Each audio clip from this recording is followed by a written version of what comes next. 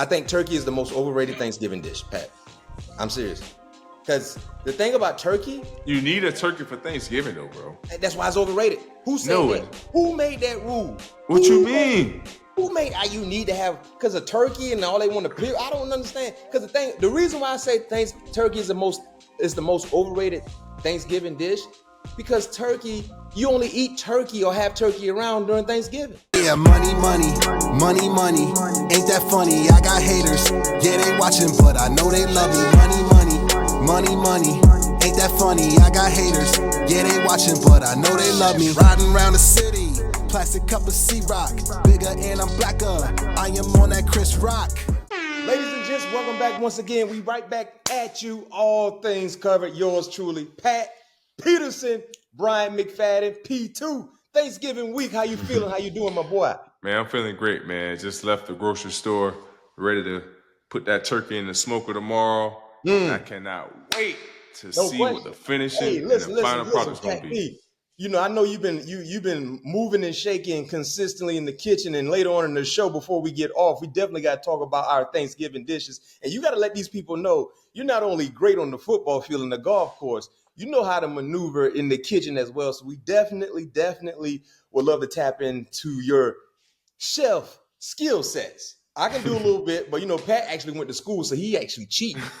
He went to school, culinary school, so he actually really like low key, high key. He cheating. But there's a lot to talk about. I know you guys are fired up as well. This is probably, Pat P, for me, Thanksgiving is one of those holidays where I really, really enjoy. I look forward to because you get the best of both worlds. Great food. You have the ability to eat all day and sit around, be lazy, and watch football. That is a great day that we're all getting ready to embark in. So thank you for this opportunity. Thank the man above for giving us an opportunity to see another holiday season. And with that being said, there's a lot for us to talk about. So let's get to it. Let's go. Pat P, before we get into week 13, we got to go ahead and revisit week 12 for a second, real quick.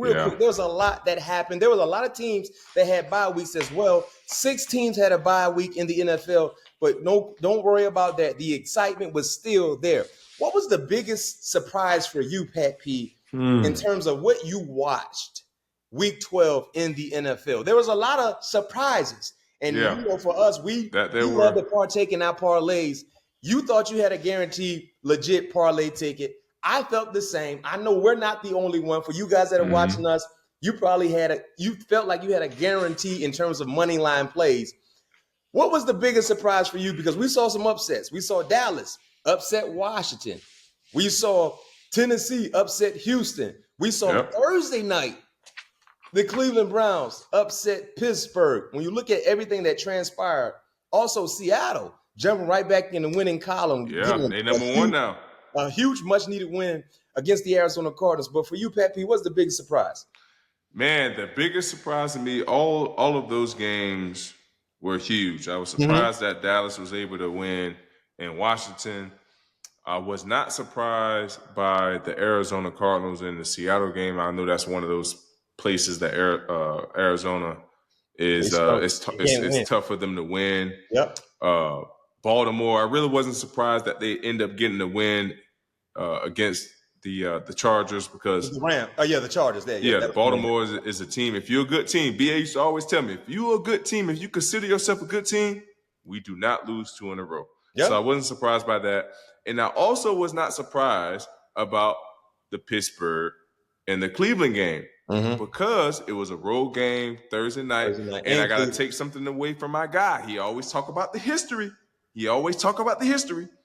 And Coach Mike Tomlin has struggled on Thursday night on the road. In Cleveland. So I was not surprised about that. But the biggest surprise to me was Houston losing to Tennessee. Oh my goodness. I don't want to say my guy CJ Stroud is having a sophomore slump. It looks like it, Pat. It does. But I'm going to say this. I think it has to do with the offensive line. If you go back and look at this year versus last year, he don't have the same time or the protection that he had last year. So now with him getting hit as much as he did in the beginning of the season, right? Yeah. You know how it is. You've been on football teams. Yeah. When you get hit, your feet get a little dancy, get a little busy. Your eyes start to come down a little bit. You don't feel as comfortable as you did the year before. So I think the offensive line has a big part to do with the struggles that C.J. Stroud is enduring right now, because we all know that he can throw. We all know his arm power. We all saw what he's able to do when he has a clean pocket. That has not been the case this year. But that has been the biggest surprise to me in Week 12 was Houston versus Tennessee. The way Tennessee went in there and beat up on Houston, and the way my guy, always talking about him, my guy C.J. Stroud, one of my favorite young quarterbacks in this game today. Yeah, he struggled. He's struggling. I'm gonna tell you this much, Pat P. You're bringing up a sore spot for me, because I had a 17 parlay money line play. Ooh. 17 parlay. Because I me and you talk about this every weekend. I like to give a spread pick to kind of enhance the money in return. Yep. But I also love to give a money line play as well, just flat out win for me, just to kind of cover me just in case the spread parlay don't hit. 17 parlay. I had Houston in that parlay as well, just a flat out win. Also with the Commanders but Commanders lost. But to your point, that was the biggest surprise to me, because the way they lost. I'm going to tell you this much. I agree. The offensive line has been atrocious for the Houston Texans. But at some point in time, CJ, because we felt like you were on the cusp of being one of those ones at the quarterback position, regardless of what is surrounding you or going on around you, you still will be that shining light to be able to be in positions to win. We're not seeing that. Yeah. Untimely turnovers has been associated with C.J. Stroud. That's what we applauded him for last year, being clean with the football, not forcing turnovers. And think about this, Pat P. You played on the defensive side just like me. Houston defensively had 8 sacks. Yeah, it wasn't no way they're supposed to lose that game. 8 sacks, and they actually scored a touchdown. Yeah. Ain't no way you're supposed to lose that game. At home. Yeah. At home. You ain't playing against Pat Mahomes. You ain't playing against Joe Burrow. You ain't playing against one of those ones, Josh Allen. You played against Will Levis, and you still lost. Yeah. That cannot happen. Your defense cannot have 8 sacks, an interception that was returned for a touchdown that put points on the scoreboard at home, and you still lost. You cannot. C.J. Stroud is not seeing the football field well. He's not making routine plays happen routinely, and he's turning the football over. That will hurt you. And think about this, Pat P. This is the second straight week in a row for the Houston Texans where their defense played winning football and they still lost. Remember a week ago against Jared Goff, they had 5 interceptions. I know. Yep. I was going to say this, Matt. Who is their offensive coordinator? The guy from San Francisco. Slowick. Yeah. Right? Yeah. So now we understand and know that our offensive line is struggling, right? So we, as an offensive staff, we got to stop throwing these plays in, and that's long developing. Because if you look at it, that's why he continued to get sacked. Because the plays that's being developed, the routes that's being ran are 12 yards plus. The offensive line is not that good. Joe Mixon is damn good. So why wouldn't you want to lean on Joe Mixon a little bit more? Do a little play action, because he's making those areas vacant right now. As far as with the way he's running the ball, he's averaging, I don't know what his average is, but it got to be 90 plus, right? Mm-hmm. So he's averaging great yardage on the ground. So let's not dumb it down the playbook, but let's get beside ourselves and let's not start calling the stuff that we was what we was used to last year. Mm-hmm. We don't have the same personnel up front that's able to protect for C.J. Stroud. Because, like I said, going back to my earlier conversation, we all know what C.J. Stroud can do. We know he got the arm power. We know he got the accuracy. We know he has the game-willing ability. But when your offensive line is not protecting you, you see the field totally different. And that's what we're witnessing right now with C.J. Stroud. But I'm gonna keep saying this, Pat P, because of how he played last year, we was ready to anoint him, deserving so. We were. When you look at the great quarterbacks in the National Football League, right? Josh Allen, if his offensive line ain't protecting, he's still going to give you something. Heck, name me another quarterback who's been beat up, battered, bruised, sacked more than Joe Burrow. And Nobody. you know what Joe Cool. I saw your top 5 quarterback list. Joe Burrow has been beat up every year of his professional career. He has. The only thing that has slowed him down has been injuries. But when he's been healthy, and his defense, regardless of how bad his offensive line has been, what does Joe Burrow give you? Joe is gonna provide you with great numbers and an opportunity to win a ball game each and every week. Listen, but that's going back to my point of the offensive coordinator of understanding how the weakest point of their team. Brian, know when we're on the defensive side of the ball, speaking on the defensive side of the ball, right? If we have both of our defensive our outside edges end up going out, our best outside edges, and we don't have nobody backing it up, what is going to be our best solution to get pressure on the quarterback if we're not a blitzing team or a fire zone team? We got to send an extra hat. My point exactly. So therefore, for the offensive coordinator, was it Slowick you said? Yeah, Slowick. Yep. Slowick, he's going to have to adapt to what he has in front of him. And they're not doing that. They're still doing the same thing. I was in the league last year. I watched Houston. They're still doing the same long concept, play action, 12-plus yards down the field, route concepts. Their offensive line is not good enough to do that anymore.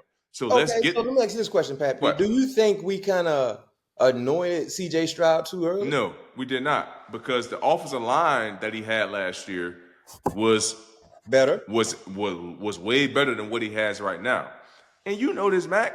If any quarterback, it's only if you have a certain amount of athletic ability, right? And I'm not saying C.J. Stroud is not athletic, but he's not like one of those guys that's going to give you 30, 35 yards rushing, right? Mm-hmm. We can put that out there. He can run, but he looks to throw first. Exactly. Yeah. So therefore, he is more, in my eyes, he is more of a stationary quarterback. He is more of a Tom Brady, Peyton Manning. He's going to dot you up in the pocket. And that's what we saw last year.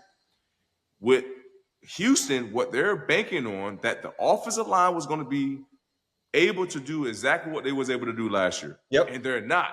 And they're continuing to run the same offense that they ran last year, which is what made them successful. That's not the point this year. So now as an offensive coordinator, this is where you got to put your thinking cap on. You got to be able to adapt to what you have in front of you right now. And I think that is what is hindering Houston on C.J. Stroud, not his success. Yeah, he's not playing as good as he did last year. But now we got to adapt, and that's what makes great coordinators great, because now they're able to adapt to what they have now versus what they had in the past. And it's about adapting and adjusting. And my thing is this: Joe Mixon didn't run the football well, but you only had 14 carries. You got to keep getting him the rock, trying to establish the ground and pound attack, because that provides a sense of balance. I think, too, they got so caught up in what C.J. Stroud did last year, they felt like we're going to keep pushing it. We're going to keep trying to push the envelope, taking shots on the football field with Nico Collins, instead of trying to establish a rhythm. Quick rhythm throws to kind of get a flow going with the offense, and also, too, kind of, protecting your offensive line, because they've been a vulnerable spot on your offense, your point. But all I'm saying is, at some point in time, when you that guy, when we feel like you're that guy, you still has to. It's your job to kind of sweep some things under the rug. I understand quarterbacks really are not solely dependent on the offensive line, but they need that protection. Right now, he's not getting it. But you still got to find a way to be smart with the football. That's all I'm saying, because I look at the stats. You got to be smart with the ball. His last 3 ball games, in those 3 games, they're 1-2, the Houston Texans. He has 5 interceptions. Yeah. 5 interceptions. And the thing about C.J. Stroud's interceptions, they come at the worst time. Like when your defense gets a stop, gets an interception, you force something, and, he's probably seeing ghosts because he's been hit so much. Yeah. So when your offensive line is bad, as an offensive play caller, let's get rhythm throws. 3 steps. Get a rhythm going. Let's keep riding and relying on Joe Mixon, because Joe Mixon only had 14 carries. He averaged under 2 yards a carry, but I got to still keep getting him the ball because I believe at some point, he's going to break one through.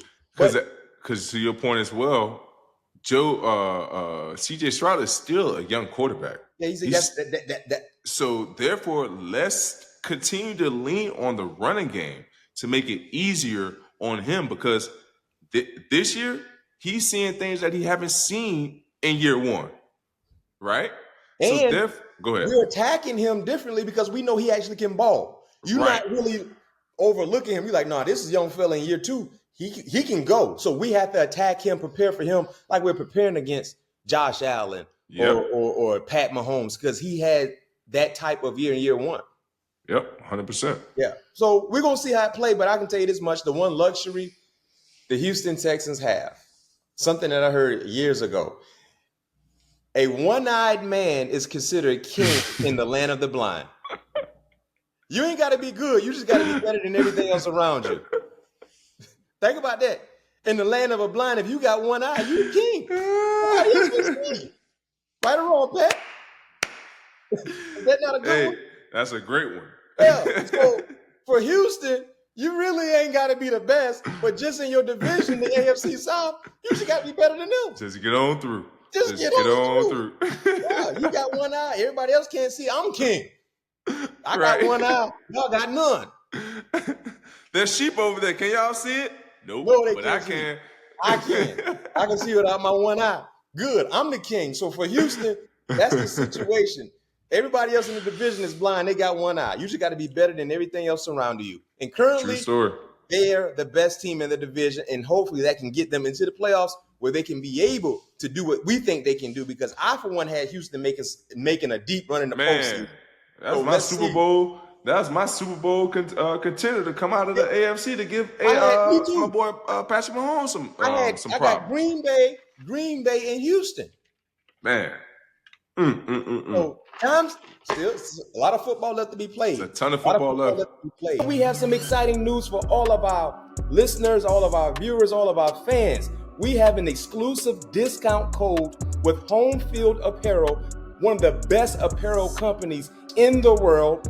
At checkout, if you enter in your promo code COVERED, COVERED, in the checkout promo code, you will get 15% off, which is a very, very exclusive discount coming from yours truly, All Things Covered. We're talking about the bigger surprises. That was clearly one of the biggest surprises. And I know you talked about that Thursday night game, but Pittsburgh, they got to stop playing with their food. They got to stop playing around with their food, Pat P. To your point, I always talk about the trends, right? The trend said they struggle on Thursday night against the Cleveland Browns, regardless of how bad Cleveland Browns might be. They've struggled. With that being said, jump out to a fast start. You remember halftime score, I think it was 10-6. 10-6. And that was, the first half was with the good weather. That's where you want to get things going. Mm-hmm. Because in the second half, you had to go against the opposing team and Mother Nature, and it just kind of got things rolling a little too late. Now, when you had an opportunity to beat a bad team, you did not, and now you're making things very, very interesting with the second best team in the AFC North, who is the Baltimore Ravens. And for the Pittsburgh Steelers, you got a team who's below 500 coming up this week, but that's the wrong team to be playing around with your food with in the Cincinnati Bengals. So that was a surprise. Yeah. The gauntlet has begun. No question. That was a big surprise. I know they got Philly, Kansas City, Cincinnati Sunday. You got Baltimore again. Cincinnati. That's 5 games. Who the other two? Pat, we say this all the time. That's why man. You got to beat the teams you're supposed to beat. You have to, man. You have to. You have to. And like I said, I was not, like you said, you're supposed to beat the bad teams when you're supposed to.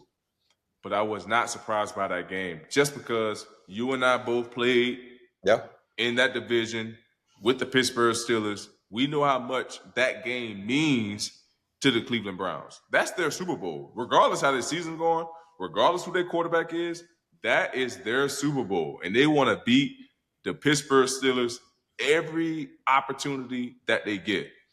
And like I said, I was not surprised, but you're you are absolutely correct. You cannot play with your food. I know Thanksgiving is tomorrow. Yeah. And I know as a parent, I tell my kids all the time when that food's in front of you, that they want to wait until it get cold.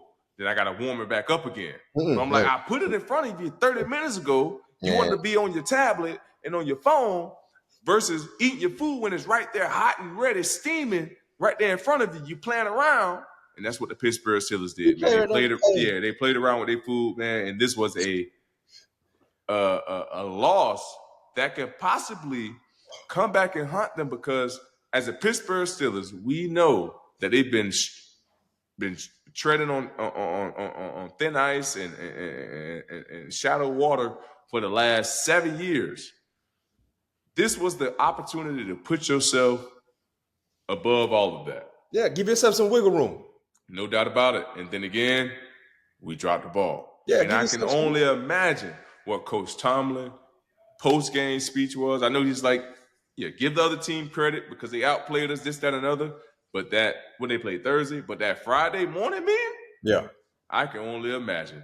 Especially seeing the mistakes that was made on the TV copy. And you and I both know how detail-oriented Coach Tomlin is. I'm sure there's a player or two that they went over in practice, that he warned the team about, that they probably did not execute, and it came back and hunt them.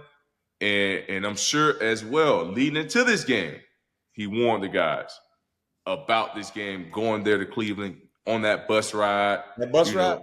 Yep, on that bus ride, this, that, and the other. Do not let that be a distraction because we got bigger things, bigger fish to fry, and they end up dropping the ball, man. I was very disappointed, but not surprised that the Cleveland Browns won that game, man, just because how much it means to the Cleveland Browns. And that's the thing. I had my first parlay was involved the Pittsburgh Steelers on Thursday night because I like to add a Thursday night game, but when they lost, I had to go ahead and scrap that and create a whole nother Start over, restart. And then Washington let me down, and then Houston let me down. Before we go and get ready for this Thanksgiving weekend scheduled NFL games, Saquon Barkley, Pat P. Ooh. Sunday Night Football in Los Angeles. What he had, 305? 37-20, the Rams. Yeah, over 200 yards easily. Saquon he had 255 rushing. I know that for 255. Sure. I had him in one of my fantasy teams, boy. Listen here. Boy, that Saquon, I'm trying to figure something out, though, Pat P. What are you trying to figure out, Mac? How in the world? The Giants let him go? It's not even about the let go situation. It's about the justification and why you let him go. Hey, man, listen. I get all that. It was a blessing in disguise. That's the best thing that could have happened to Saquon. No doubt about it, because with me, when I was in the league, and I knew Daniel Jones was a quarterback, and everybody was like, he threw a touchdown pass, this, that, and another on you. Oh, they're going to make fun of that with Isaac, whatever his name is. Yep. But grant my word, nobody in the NFL feared Daniel Jones. Nobody. If Saquon Barkley was in the lineup, we knew that the offense was going to be ran through him. So now, with Saquon Barkley not being there, they never had a real sustainable offensive line, right? We already know what Philadelphia brings as far as their offensive line. That's their identity of their offensive team. Yeah. So now you're adding a Saquon Barkley, an all-world running back, to an all-world offensive line. It just made that team that much more dangerous, and it made Jalen Hurts' job that much easier because now, like I talked about at the beginning of the season, now you ain't going to see as much tush push no more. Now you're going to see Jalen Hurts with less interceptions or less taking chances because now he's going to have a running game that's able to have those third down more manageable versus 3rd and 8, 3rd and 10, and plus. Now he's more comfortable in the rhythm that the offense is moving in on the behalf of Saquon Barkley and what he's providing right now. You said it. Saquon, that was a blessing in disguise. I know he wanted to stay with the Giants. That was his first preferred choice, but they actually did him a favor in allowing him to see what the market was because now you go to a better team with more structure, better offensive line play, and you're competing for a sticky Lombardi. Yep. Even with Saquon, the Giants would not be competing for a sticky Lombardi. And if you're Daniel Jones, I know when he got benched, he talked about trying to rework the contract. You should have said that during the offseason. Let me rework something to keep Saquon in our uniform because if you got Saquon, you're a better quarterback. Exactly. Don't try to rework it now because you know they was about to bench you because of that injury clause. You should have said, you know what? What we need to do to get him, keep him in the Giants uniform. What do we need to do? Now you want to beg and say, oh no, this too late now. And the Giants, way too late. Joe Shane, who is the GM, he's done some pretty good things through the draft. I love their draft this past year. But Joe Shane, during the Hard Knocks offseason, Pat P, with the New York Giants, we got a chance to see him stand on the table for Daniel Jones. Stood on the table to the owner and said, this is what we're going to do with the money we're not going to give Saquon. We're going to add pieces, build around Daniel Jones. We should be okay. And the owner really didn't want to do that because the owner said he is our most popular player, including he's their best guy. So, the owner's looking at the bottom line situation. Yeah. How could it be effective? Ching. No question. Even if we got Saquon, people going to come and see. He's selling jerseys. All of that helps the money side of things. Owner was like, I don't know. And I know you done seen this 1,000 times. He said, I'm going to have a hard time sleeping. And Saquon happened to go to the Eagles. That man ain't slept yet. Boy, I know he got bags underneath his eyes. Oh, boy. All owners got bags under their eyes. No, but his bags are intense. That man ain't sleep yet. Seeing Saquon do when he doing left and right. All the touchdowns, he finger rolling in the end zone. All the Saquon Barkley jerseys, they all talking about it and everything like that. Listen. He went between the legs Monday night. That boy Sunday night. That boy he went between his legs and gave it to a fan. He done hurdle somebody reverse style, something that we never seen before. Think about how much revenue was going to Philly. Already a marketable organization. Right across the bridge. Man, listen, man. You remember what he did to the Giants when he went back to MetLife? He gave that man said. Then not only that, you remember the clip? They said, man, I don't even want to embarrass him like that, man. Let the other guy go ahead and get the record. That's what he said. He said, let them boys eat. He could have broke a record on the Giants, man. Saquon, man, I love your humility, bro. You're a great, humble guy. But I don't understand these organizations, Pat P. What made that clip so surreal is what happened Sunday night. He was like, let them other guys eat, man. It's going to come again. And I'll be damned. The Giants, man. The Giants. I don't know how. And now you ain't got either or. You let Saquon go to keep and build pieces around Daniel Jones. And now you ain't got Daniel Jones. But one thing I'm going to say about the Giants, what they did wrong about now. What they did wrong about, Coach? Now, Daniel Jones at one point in time was the golden child for your organization. You demoted him because of his contractual agreement. You wanted to try to save some money because of an injury clause. Mm-hmm. Well, you can't demote the man to 4th or 3rd team, and you got him playing scout team quarterback? No, that man playing scout team safety. Safety, I'm sorry. Yeah, my bad. Scout team safety, Giants? Come on, man. Y'all wrong for that, man. I felt some type of way about that, man. Come on, man. The man was our starting quarterback who you gave a handsome ransom to.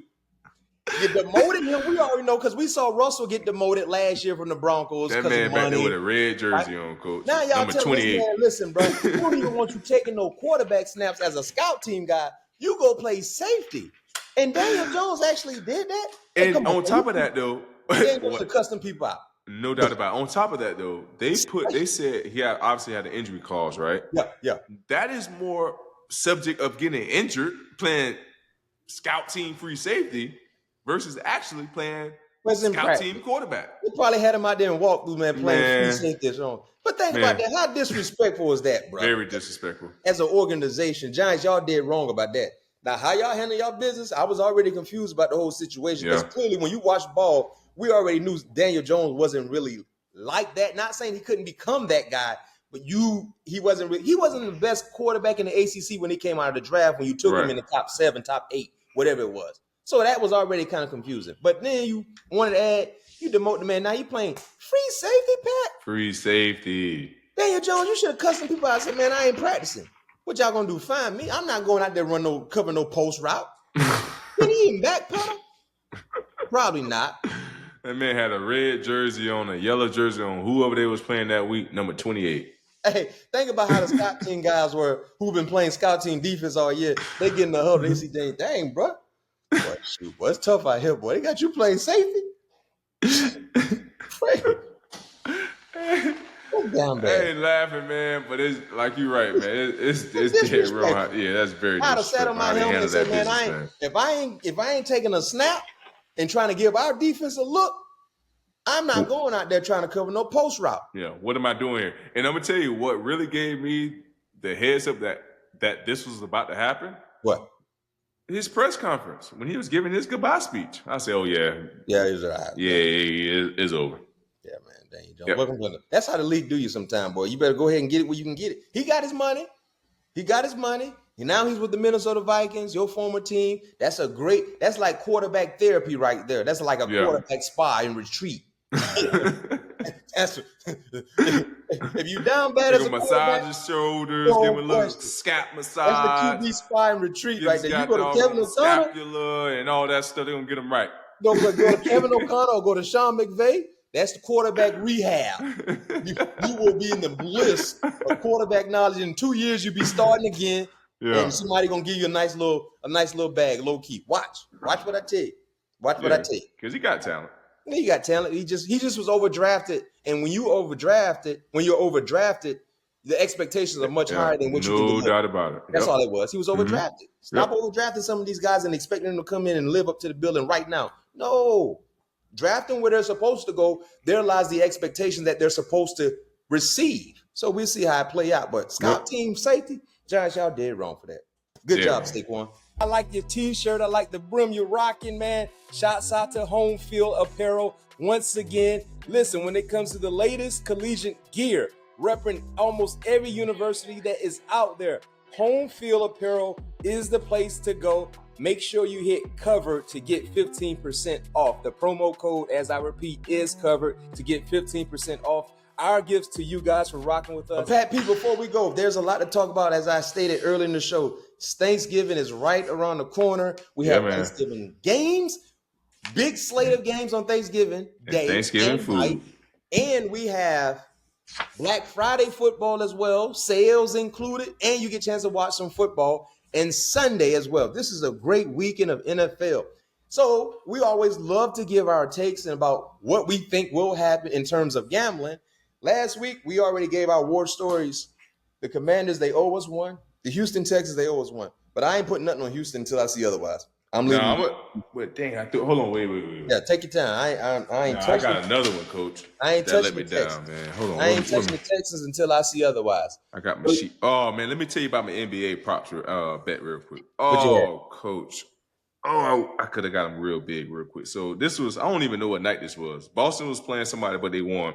And they scored. They ended up freaking hitting 2 free throws to put me over. So I took Boston to win and the under of 218. I cannot remember who they was playing, but they won. But they did not hit the under. I took Dallas plus 2.5. They won. I took Memphis. They won and hit the under 232. OKC won. The Magic won and the Pacers won. Boston, they end up getting 220 overall, and I had a 218 under. Heartbreak Hotel. Bro, that's been the last couple weeks for me. Man, you had a couple conversations. Not even talking about the Jamar Chase extravaganza. Oh, yeah. Oh, my goodness. Jamar Chase against the Chargers. Man, I missed it by a half a yard, Coach. What was that line set at? What was his receiving yards line set at? 75. And I went to over, and it was I'm sorry, his line was 75 and a half. Yeah, he got 75 on the head. The hook got me. That hook, boy. That's why I love to buy that hook down, just in case. Because that hook either help you or hurt you. That hook will make you cry, make you smile. It made me cry. I cried for you. I mean, we talked about it. Yeah. I'd rather just don't even have a shot. Let my entire parlay be disco dead. Don't let me win everything. And then I lose by a hook. Boy, those folks out in Vegas, they good at what they do, boy. They know what they're talking about. They know what they're talking about. Very, very critical. But there's a few games that have a few hooks involved this weekend. So we got 3 Thanksgiving games, right? Yep. The first one, Chicago traveling to Detroit. The Detroit Lions, they're giving Chicago 9.5. Damn. What you mean? Why are you surprised? Some people got it at 10.5. depending on where you shop. Man, that's a lot of points. I'm going to take Chicago on that one, man. I think that's a lot of points. And going back on the history of Chicago versus Detroit, Jared Goff, he don't play his best football against Chicago. In the last 2 games last year, he threw 5 interceptions and I believe 2 touchdowns, maybe 3. Dan Quinn has never won on Thursday night. I mean, Thanksgiving. He's never won. Who? Dan Quinn. What you talking? You mean Dan Campbell? Dan Campbell. I'm sorry. All right, Dan there Campbell. you go. My bad. Dan Campbell. So yeah, I'm taking Chicago, given starting the game out with 9.5. Boy. Just because we're going spread, but Detroit's going to win this game. Yeah, See, Detroit's going to win this game. Chicago, the last 2 games since they fired their OC, the Caleb Williams has been better, and they've covered the spread in the last 2 ball games against Minnesota, and they're going to cover this one too, and against Green Bay. I'm gonna roll the dice for Chicago as well. Yeah, I'm gonna take Chicago, getting 9.5. Now, in reality, for our viewers, if you want to buy it up to maybe 11, I would be okay in doing that. That provides a sense of insurance. But right now, we're just talking the spread. So we both going to take Chicago, getting 9.5. The next game, the Giants and the Dallas Cowboys. New York traveling to D-Town Boogie. The Cowboys are giving the Giants 3.5. I'm taking Dallas. You're taking Dallas? Yeah, that was a big time win for them last week. They fighting for their coach job right now. I just love the energy that they finally started to play with last week. So I'm taking with I'm going with the New York the Dallas Cowboys. All right, so I'm giving 3.5. You said? Yeah, 3.5. So I'm gonna be on the opposite end. I want to give us something different. I do believe Dallas will win, but give me the Giants. Give me the Giants getting 3.5. Divisional game, 2 teams that are clearly bad, nothing to play for. I think it's going to be a close game. And when you talk about close games, I always side with the teams that I think is going to get the points, especially when it comes to 2 bad teams, because both teams are going to do something to lose the game at some point. It just happens. Something going to happen. Do something to lose the game. Okay. So I'll take the Giants in that one, getting 3.5. The next one, night game, Miami, Green Bay. Green Bay. Yeah, I don't even care what the spread is. Green Bay. I'm right there with you. Because one thing I know about Lambeau, it's going to be cold. No doubt about it. And what I always say about that trend, I got to follow that trend. That trend. They don't do well in cold weather. Hey, you want me to tell you the trend, Coach? The trend is the Miami Dolphins in the last 20 years, in 50 below weather, their record is 2-19. In 40 below weather, they're 8-19. The past 10 years, in 40 below weather, they're 0-10. And on top of that, the average loss is by 17 points. 70 or under, we obviously know it's not going to be 70 and under. They're 16-3. When it's 70 plus, they're great. They're 23-4. So with this game being 27-something degrees and their record, the last 10 games, with it being below 40, being 0-10 on an average losing score by 17, I got to go with the trend, Coach. I learned from the best. Hey, we both take Green Bay. There's nothing you can do to make me take Miami. I'm sorry. I wouldn't take Miami with your money. So I'm taking Green Bay as well. The next game, Black Friday, while you go out and get your sales, your deals. Yes, sir. I think this is a 3:00 kickoff, something like that, Eastern Standard Time. The Raiders traveling to Kansas City. Kansas City is giving the Raiders 13. Ooh. And I think Desmond Ritter's going to be the quarterback. Ooh, that's tough, man. It's been a while since the Kansas City Chiefs have won a game by double digits. They have been winning games by the skin of their chin, right? Mm-hmm. Kansas City going to win this game. Viewers and listeners, do not get this misconstrued. I'm going to take the Raiders getting 14 points. 13. I thought you said 13.5. 13. Ain't no hook. Oh, my bad. No hook. So I'm taking the Raiders getting 13 points because beating a team by double digits in the NFL is very, very hard to come by. And the Kansas City Chiefs have been struggling this year, regardless who the Las Vegas Raiders quarterback is. I believe that they're going to muscle up just enough to keep it within 10. So I'm going to take the Raiders. Listen, one thing about Kansas City, anytime they're the favorites by more than 7 or 8 points, they don't cover. We just saw what happened last week against Carolina. Down to the wire. Do not put money on Kansas City when they're given 7.5, 8 points, or whatever the case may be. They usually cover. And I'm not saying that they cannot. Listen, I ain't saying they cannot. But you're going with the trend. You're going with the trend. Look it up. We ain't lying to you. We give you concrete information. We put knowledge in your mind and money in your pockets. That's what we trying to do. Them Chiefs, they do not cover. They don't cover when it's a big spread. This is 13. They're going to win. But I can easily say, even with Desmond Ridder, it might be a backdoor cover. Right. So I'm taking the Raiders as well, getting 13. Next game, this is a tricky one. Arizona traveling to Minnesota. Your two former teams, my former team and the Cardinals. Minnesota's giving the Cardinals 3.5. This is a good one. Minnesota is giving the Cardinals 3.5. Yeah. Damn. Yeah. I'm going to take Minnesota to win the game if I was going money line. Yep. But with the points, what are they playing at? They going to Minnesota? Skull Nation. Woo. I'm taking Minnesota. Yeah, I've been saying me too, man. Just to your point, I'm going to go with the trend. And Kyler Murray has yet to show me anything in the month of November.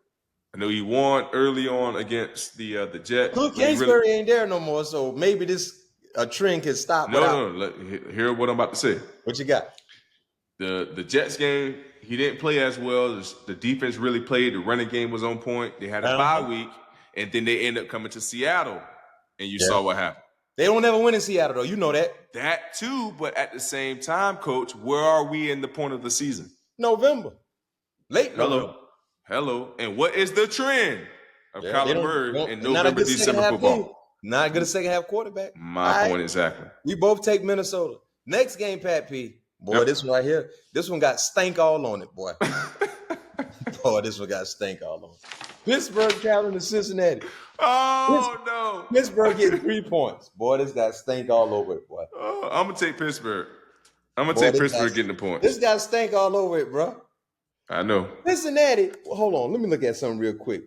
Think about this now. This how you know they know something and they trying to tell us something, Pat P. Because Cincinnati is the favorites in this ball game. Cincinnati is 4-7. Pittsburgh is 8-3, and they're giving the Steelers 3 points.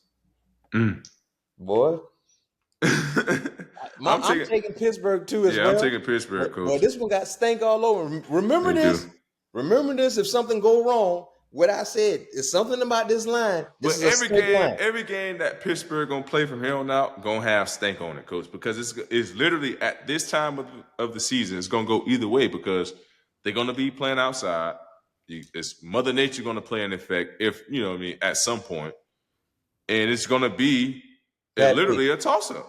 Cincinnati has yet to beat a team with an above 500 record. Yeah. Hey, real quick, who Arizona playing again? Minnesota. And Minnesota is giving what? 3.5, 3 in the hook. And we both took Minnesota.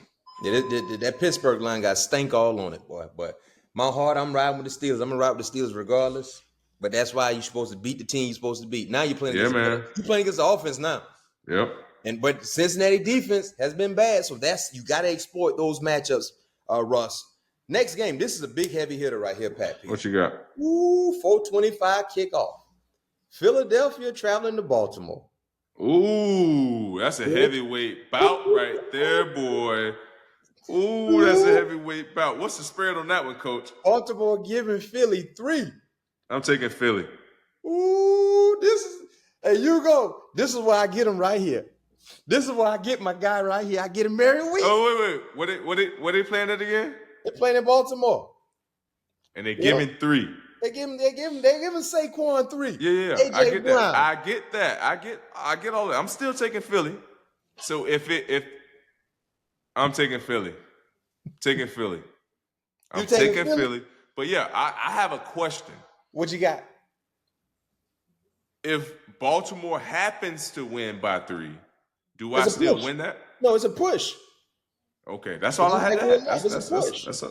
That's all I needed to ask. Push. But I like Philly.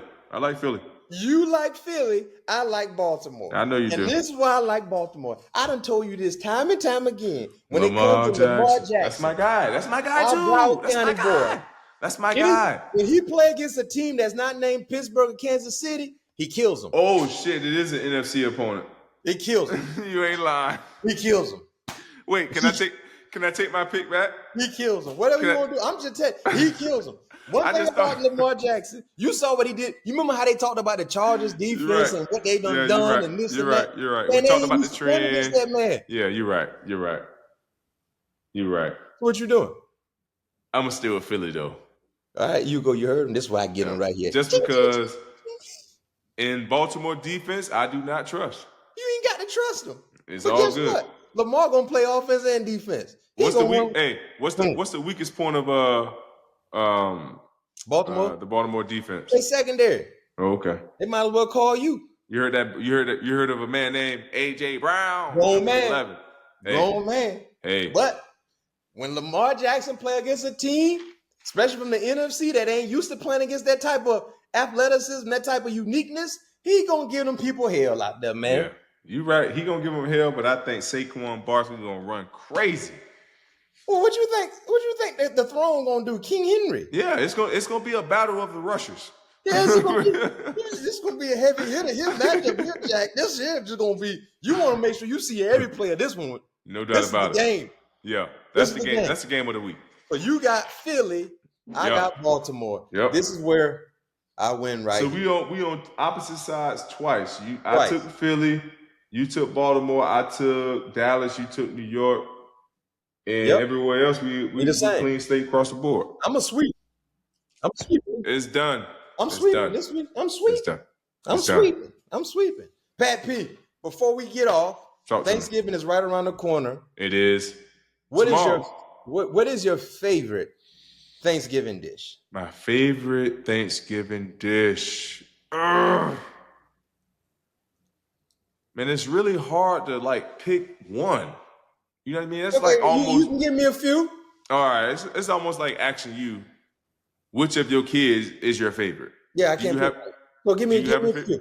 Do you have a favorite kid? No. All right, cool. I ain't got no business having one. Exactly. So that's why it's tough for me. But some of my favorite dishes, it's got to be yams. You got to have yams. Oh, you got to have. Hey, if the yams ain't got no brown sugar in it, hey man, you're missing. I don't want it. Yeah, you're missing me. You gotta have yams. You gotta have collard greens. Yes, sir. With a little bit of vinegar in it.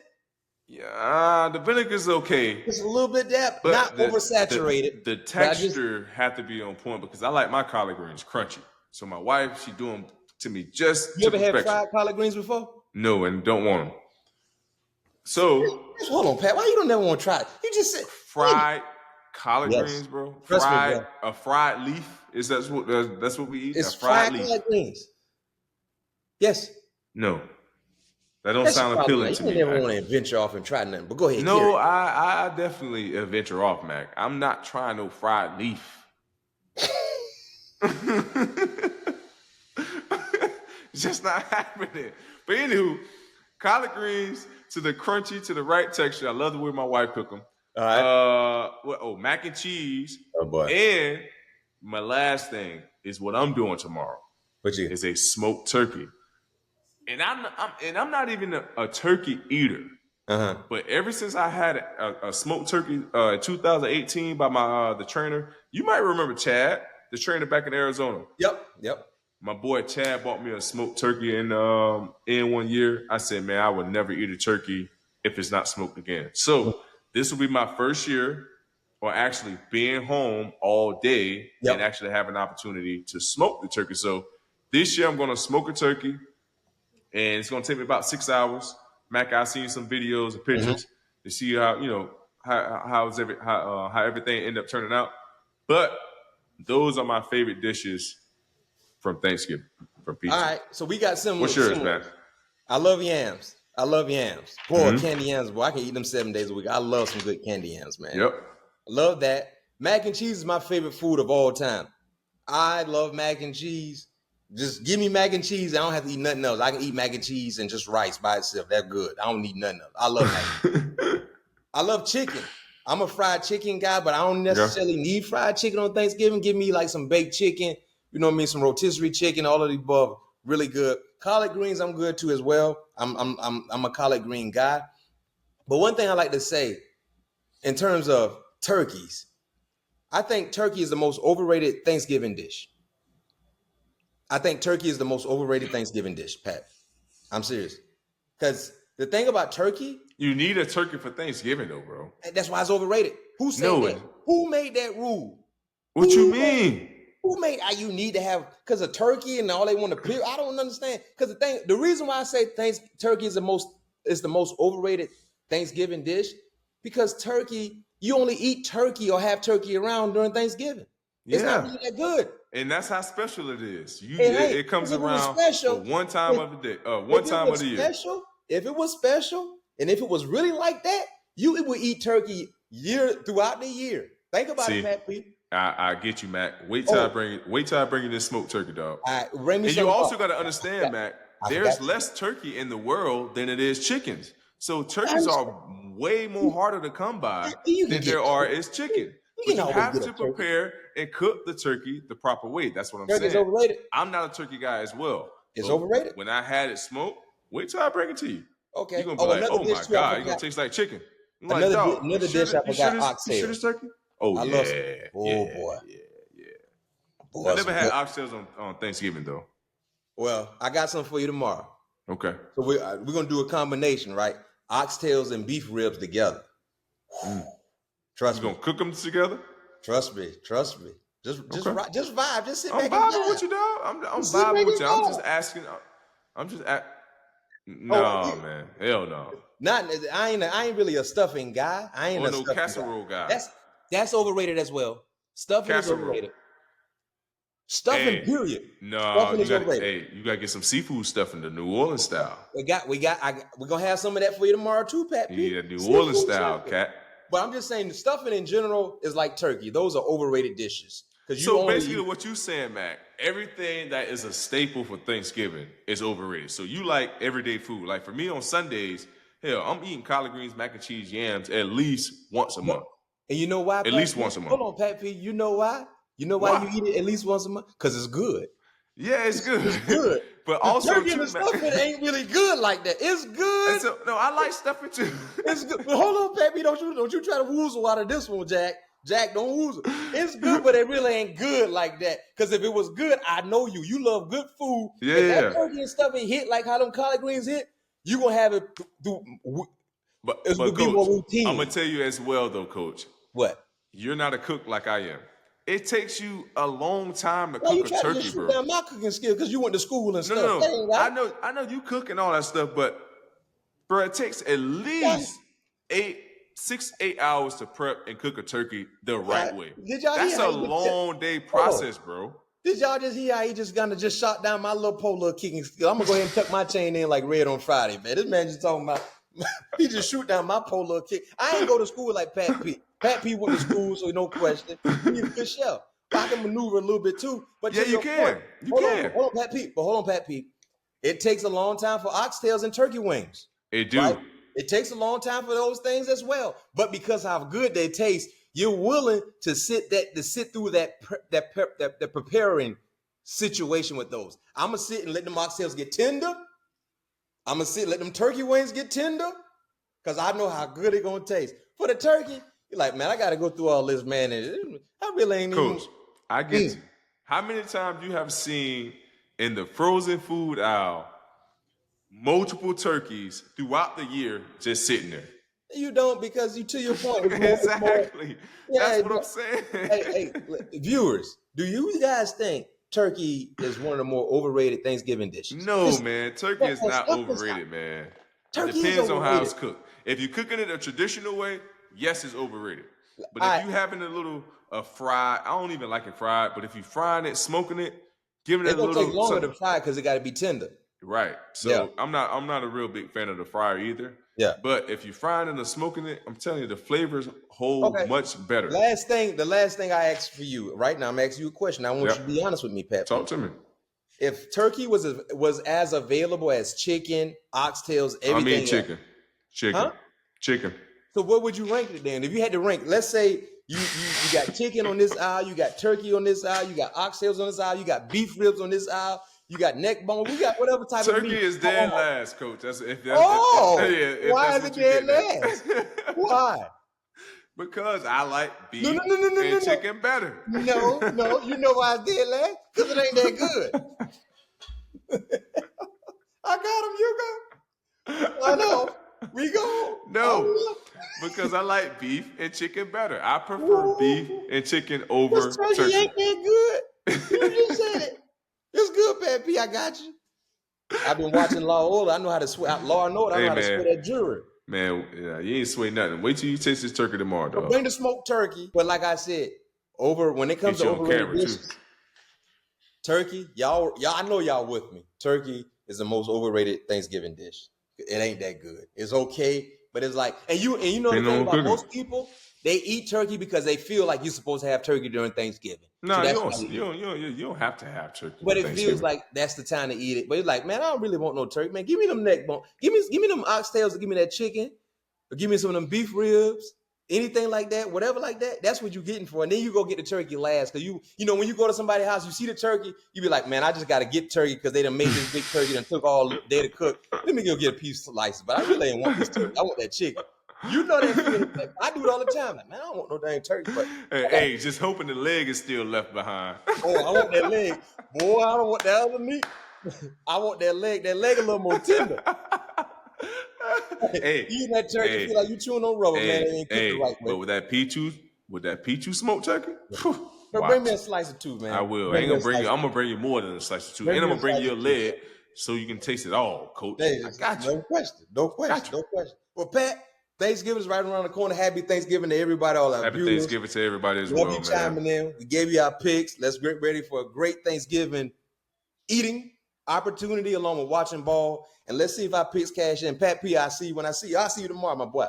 Peace. Yeah, money. Ain't that funny? I got haters.